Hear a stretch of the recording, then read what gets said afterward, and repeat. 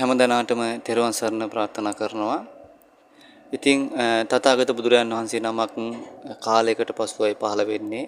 ඒ කාලයකට පසු පහළ වූ මේ බුද්ධ රාජ්‍ය තුල භාග්‍යතුන් වහන්සේගේ ඒ වටිනාකම දැනගෙන ඒ වටිනාකම දැනගත්ත පින්වත් පිරිසක් විදිහට අපි සියලු දෙනාම මේ බුද්ධ රාජ්‍යයේ භාග්‍යතුන් වහන්සේගේ හද මණ්ඩලයේ නවතින මේ උත්සාහ දරන වෑයම වෙනුවෙන් භාග්‍යතුන් වහන්සේ ගැන ශ්‍රද්ධාව ඇති කර ගැනීමට භාග්‍යතුන් වහන්සේ ගැන ආදරය කරුණාව ගෞරවය ඇති කර ගැනීමට භාග්‍යතුන් වහන්සේව දකින්න ඕන, බුදුවරයෝ දකින්න ඕන, රහතන් වහන්සේලා දකින්න ඕන, ආරයන් වහන්සේලා දකින්න ඕන කොහොමද කියලා නව පර්යායකින් අද ඔයාලට මම පුංචි දහම් කරුණක් ඔයාලට ලබා දෙන්න සූදානම්. ඉතින් මම ඔයාලට ආරාධනා කරනවා මේ දහම් කරුණ ඊටමත් විවෘත මනසකින් යුතුව සීල ගුණයෙන් යුතුව තපෝ ගුණයෙන් යුතුව බොහෝම නිදහස්ව නිවහල්ව ශ්‍රවණය කරන්න දෘෂ්ටිගත නොවි මේවා සිතුවිලි ඒ ආකාරයට හිතන්නේ නැතුව සිතුවිලි දැනගන්නේ හරියට රහතන් වහන්සේලා. ඉතින් සිතුවිල්ල ගැන අවබෝධයක් තියෙනවා නම් ඒ රහතන් වහන්සේලා විය යුතුයි. ඒ ශුන්‍යතාවයේ විය යුතුයි. ඒ සිතුවිලි ගැන අවබෝධයක් තියෙන්නේ ඒ සිතුවිලි ගැන අසංකත ධාතු වල සංවදින්න පුළුවන් හැකියාව තියෙන්නේ රහතන් වහන්සේලාට. ඉතින් ඒ වගේ දෘෂ්ටිගත නොවි මේ ඇහැ හරියට පාවිච්චි කරලා, කන හරියට පාවිච්චි කරලා, දිව හරියට පාවිච්චි කරලා, මනස හරියට පාවිච්චි කරලා, මේ පංච ඉන්ද්‍රියන් හරියට පාවිච්චි කරලා පංච ඉන්ද්‍රියන්ගේ යථාර්ථය දකිනවා හැර මේ පංච ඉන්ද්‍රියන් තුල කෙනෙක් නැහැ, පුජ්‍යලෙක් නැහැ, එවැනි කතා වලට නොවි දෘෂ්ටිගත නොවි විවෘත මනසකින් මේ සාකච්ඡාව අහන්න. ඔයාලට අද භාග්‍යතුන් වහන්සේව දකින්න ඕන, භාග්‍යතුන් වහන්සේව දැනගන්න ඕන විශේෂ විදිහට දැනගන්න පුළුවන් කරුණක් තමයි ඉදිරිපත් කරන්නේ. ඉතින් මේ දවස්වල ධාතු වන්දනාව සිදු වෙනවා ශ්‍රී දළදා මාලිගාව තුළ සිදුවනේ භාග්‍යතුන් වහන්සේගේ දළදා වහන්සේ ප්‍රදර්ශනයත් එක්ක මම හිතුවා ඒ අය දකින්න තැන්වලදී ඒ අයගේ දැකපු දේවලුත් එක්ක මේවට සමහර අය භාග්‍යතුන් වහන්සේගේ ධාතුන් වහන්සේලා විශ්වාසයක් නැහැ භාග්‍යතුන් වහන්සේගේ ධාතුන් වහන්සේලා කියලා. ඒවට DNA පරීක්ෂණ පවා සිදු කරන්න ඕන කියලා ප්‍රකාශන කරලා තියෙද්දි සමහරු ඒවට ගැටෙද්දි මට ඕනකම තිබ්බා ඒ ධාතුන් වහන්සේ නමක් කොහොමද දකින්නේ, ධාතුන් වහන්සේගේ තියෙන වටිනාකම මොකද්ද, ධාතුන් වහන්සේලා මේ ලෝකෙට ඉතුරු කරලා යන්නේ ඇයි මහරහතන් වහන්සේලා භාග්‍යතුන් වහන්සේලා. ඉතින් ඒකේ වටිනාකම ඔයාලට දැනගෙන භාග්‍යතුන් වහන්සේගේ වටිනාකම තවත් දැනගන්න, භාග්‍යතුන් වහන්සේගේ ඒ ධාතුන් වහන්සේලා තුල තියෙන වටිනාකම දැනගෙන ඊටාම ශ්‍රද්ධාවෙන් යුතුව ඒ ධාතුන් වහන්සේලා වන්දනා කරගන්න හැකියාව ලැබෙන විදිහට මම ඔයාලට අද මා දැනගත් පරිදි මට දැනුණ විදිහට තථාගත බුදුරයන් වහන්සේගේ ධාතුන් වහන්සේලා කියන්නේ කවුද කියලා ඒ ආකාරයට ඔයාලට කරුණු පැහැදිලි කරලා දෙන්න සූදානම්. එහෙනම් අපි මුලින්ම සාකච්ඡා කරමු මේ ධාතු බවට පත් වෙන්නේ කොහොමද, ධාතුවක් කියන්නේ මොකක්ද, ධාතු පරිනිර්වාණය සිදු වෙන්නේ කොහොමද, මෙන්න මේ වගේ කරුණු කාරණා කීපයක් මම ඔයාලට අද මේ පුංචි කාලය තුලදී සාකච්ඡා කරලා දෙන්න සූදානම්. නිර්මිත බුදුරුවම් මවාගෙන ඒ රුවන්වැලි මහසාද අභියසෙදී ධාතු පරිනිර්වාණය සිදු වෙනවා කියලා.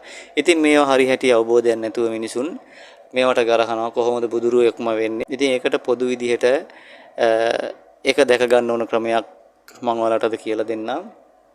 මුලින්ම අපි තෝරා බේර ගන්න ඕන ධාතුව කියන්නේ මොකක්ද කියලා. ධාතුව කියලා කියන්නේ හැකියාවට. ධාතුව කියලා කියන්නේ හැකියාවට. බලන්නකෝ අපි මේ ලෝකෙට ජාතක වුණාන් පස්සේ මවගේ මව් කුසට ඒ තාත්තගේ බීජ ධාතුව තමයි එන්නේ. ඒකට ධාතුව කියලාත් කියනවා. එතකොට අම්මගේ ගර්භාෂය තුල ඒක තැම්පත් වුණාන් පස්සේ තමයි අපි මේ ලෝකෙට ජාතක ජනිත වුණේ. ඉතින් මේ බීජ ධාතුව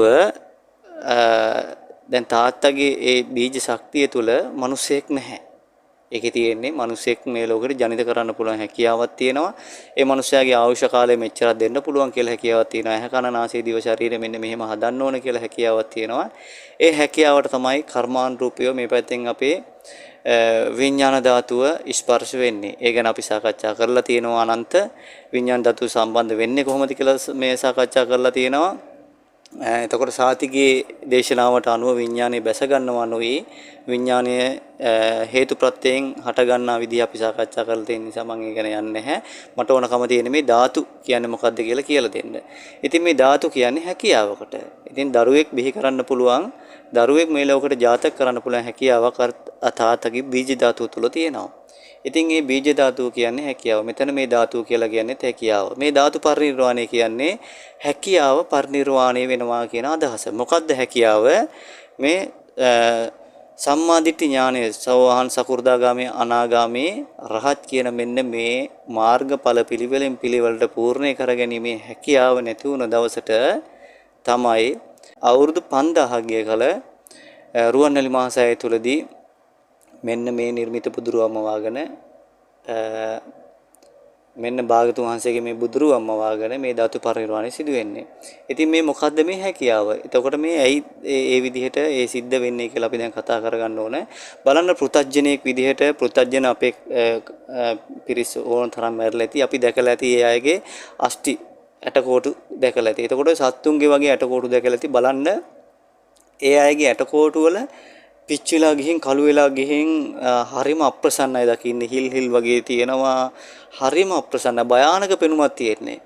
ඉතින් බලන්න කවදාවත් බුදුරජාන් වහන්සේලාගේ ඒ ධාතුන් වහන්සේලා රහතන් වහන්සේලාගේ ධාතුන් වහන්සේලා ගැන අපිට බයක් ඇති වෙන්නේ නැහැ කවමදාකවත්.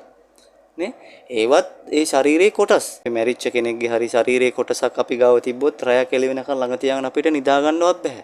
ඒ වුණාට අපිට ධාතුන් වහන්සේ නමක් ළඟ ඉතින් වෙනදාට වැඩිය හොඳට නිින්ද යන්න පුළුවන්. භාගතුමා එතන ආශිර්වාදයක් තියෙනවා කියලා තියෙනවා. ඉතින් මෙන්න මෙහෙම වෙන්නේ කොහොමද?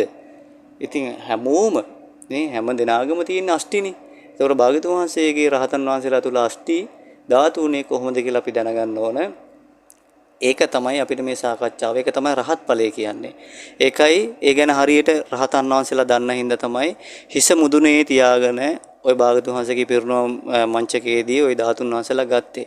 ඉතින් ඒ වගේ ධාතුන් වහන්සේලා තමයි මේ අඥාන මෝඩ පිරිස ගරහන්නේ. ඒ අයටත් උත්තරයක් විදිහට ඔයාලටත් මේ විදිහට මේ භාගතුන් වහන්සේ දැක් ගන්න පුළුවන් විදිහට තමයි මේ සාකච්ඡාව කරන්නේ.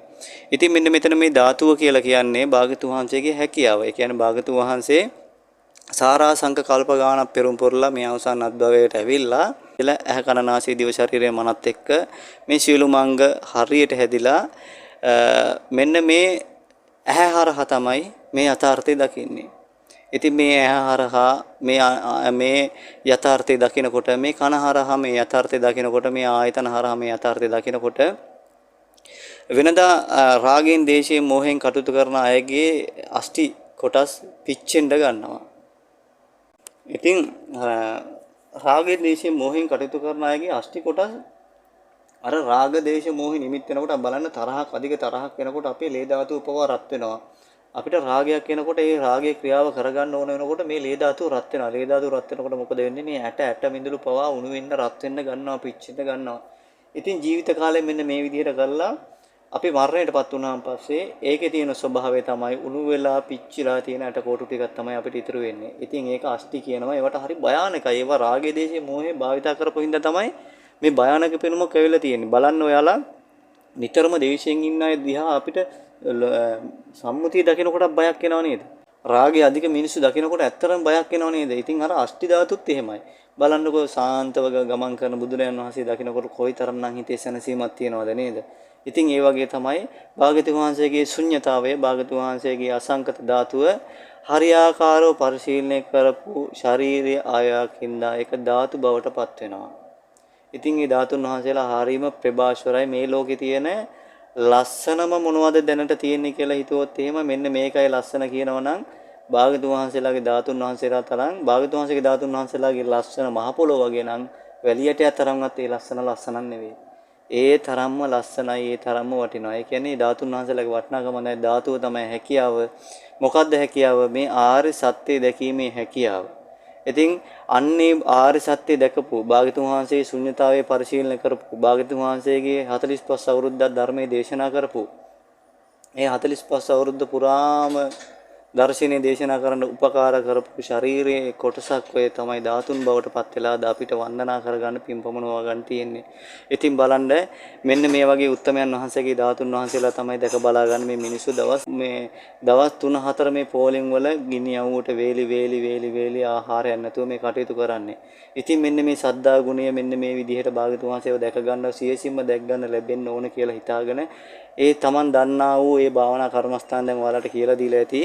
ඒව හරියාකාරව මේ භාවනාව දැක දැක අනේ බුදුරජාණන් වහන්සේ ඔබ වහන්සේගේ මෙන්න මේ යථාර්ථයේ දැකපු විදිහ නේද ওই ධාතුන් වහන්සේලා තුල තියෙන අනේ කොච්චර දෙයක්ද මේ මැරෙන්න කලින් මේ සියසින් ඔක දැක ගන්නවා කියන්නේ මෙන්න මේ අදහසින් යුතුව මේ ධාතුන් වහන්සේලා දැක බලාගෙන වන්දනා කරගන්න තියෙනවා කොච්චර දෙයක්ද සාරිපුත්යන් වහන්සේගේ ධාතුන් වහන්සේලා මුණ ගැහුණු මුගලන් මහරහතන් වහන්සේගේ ධාතුන් වහන්සේලා මුණ ගැහුණොත් එහෙම වන්දනා කරගන්න අවස්ථාවක් ආවොත් එහෙම කොච්චරනම් දෙයක්ද කොච්චරනම් වටිනවද ඒක කොච්චරනම් පිනක්ද අපිට කොච්චරනම් පිනක් කරගන්න පුළුවන්ද ඒව කොච්චරනම් හරි වටිනව නේද මේ රාග දේශයෙන් මොහෙන් කටයුතු කරන අපේ ශාරීරිය වගේ දේ උත්තමයන්ගේ ශාරීරිය අනේ සාදු සාදු භාගතුන් වහන්සේ මේ ලැබිච්ච වූ දුර්ලභ මේ ධාතු වන්දනාව මං හරියාකාරව සිදු කරගන්නවා මෙන්න මේ විදිහට මේ ධාතුන් වන්දනාව සිදු කරගන්නවා කියලා ඒ අදිෂ්ඨානයක් ඇති කරගෙන භාගතුන් වහන්සේගේ ඉතිපිසෝ හරි භගවා හරි එක ගුණයක් හරි සිහි කර අනේ වහන්සේගේ ගුණ මේ ගුණස්කන්ධය මෙන්න මේ වගේ නේද මේ ගුණ කඳක් නේද මේ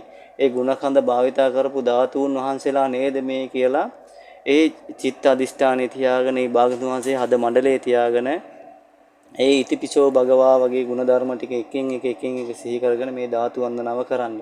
ඉතින් මම ඔයාලට කියන්නේ නිකන් ඇටකොටු ටිකක් ඉතුරු කරලා මේ මහ පොළොවට බරක් වෙන්න මැරිලා යන්නේ නැතුව තව කෙනෙක්ට දකින්නකොට අප්‍රසන්නයි දකින්නකොටත් භයානක හැඟීමක් එන විදිහට ඉතුරු කරලා යන්නේ නැතුව අර තථාගත බුදුරජාණන් වහන්සේලා රහතන් වහන්සේලා වගේ ඒ වටිනා කියන විදිහට ඒ ධාතුන් වහන්සේලා ඉතුරු කරලා ගිහින් ඒ පින් පමුණව ගන්න බලන්න භාගතුන් වහන්සේ පිරුණම වැඩලා දැන් 2600ක් වෙනවා තවත් අපි පින් කරගන්නවා තවත් අවුරුදු 5000ක් දක්වා මේක පින් කරගන්නවා.